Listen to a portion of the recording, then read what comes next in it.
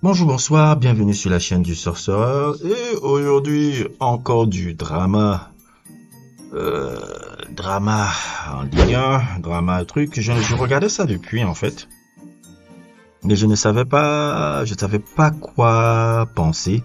Je ne savais pas quoi truc. Mais ce truc que j'ai vu dans Complément d'enquête, genre presque au milieu de la semaine, avec ces documents qui sont sortis sur Complément d'enquête vraiment.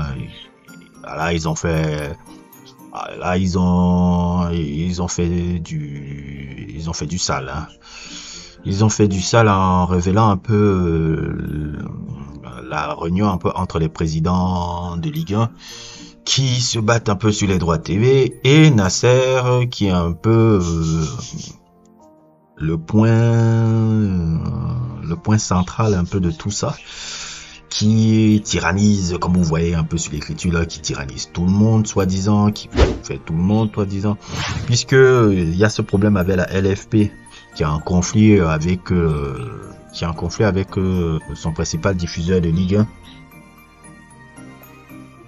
Il est complètement en conflit et tout.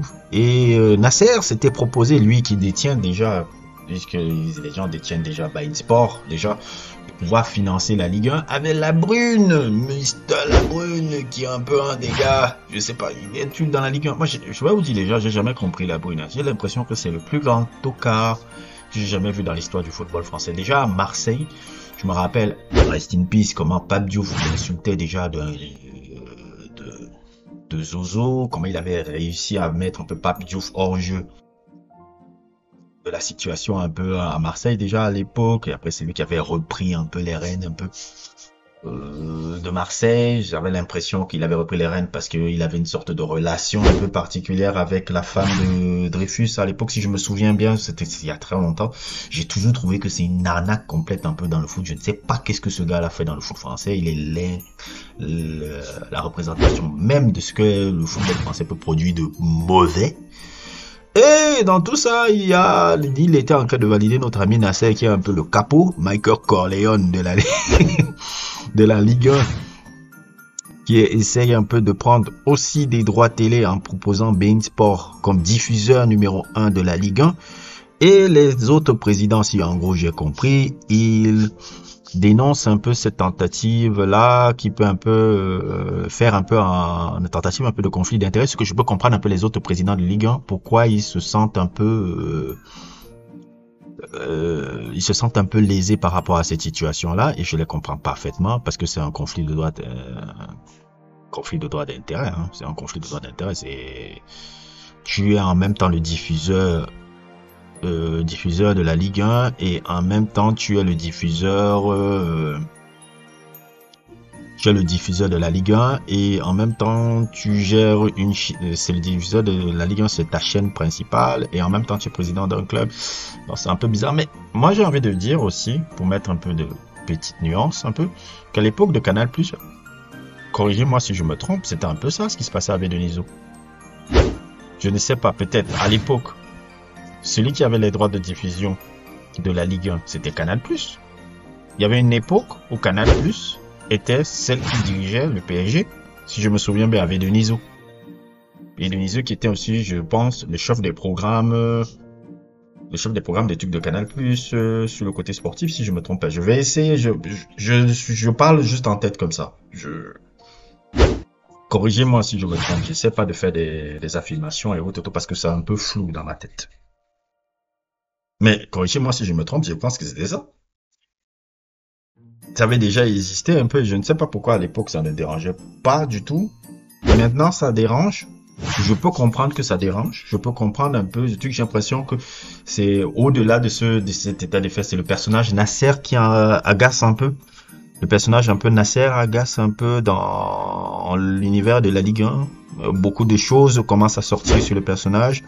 Après l'affaire Mbappé, qui était un peu turbulente, un peu et glauque, un peu dans les menaces qu'il avait fait à ce joueur-là.